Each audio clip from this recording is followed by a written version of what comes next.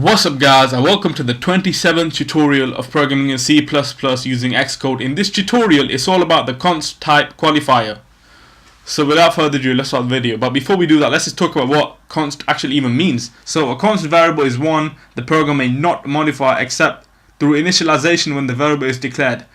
The const variable may or may not occupy memory, may have an address, or may be used in any context that does not modify the contents of the variable. If you take an address of the const variable, the compiler must give it a memory location. Otherwise, the compiler is free to treat a reference to the expression as if it were coded as a constant in an expression.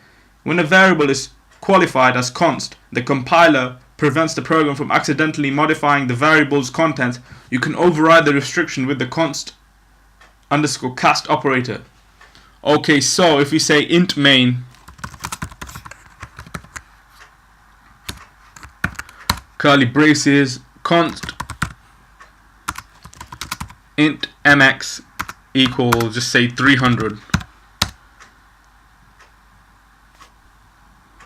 Have a for loop int ctr equals 100. Condition can be ctr is less than mx, and so ctr plus equals 50.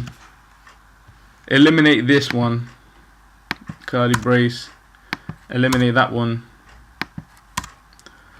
and say statement can be std cout ctr equals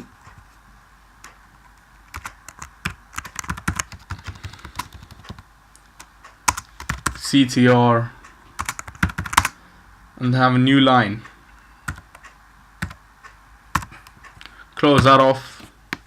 Hopefully that should compile. So where it says const int mx equals 300, const variable declaration has taken place. So if I save this and compile it, hopefully we should get ctr equals 100 all the way down to ctr equals 250, and it goes up by 50. Execute this, and this is what we get. Alright, that's it for this video. I'll see you guys in the next tutorial. Thanks for now.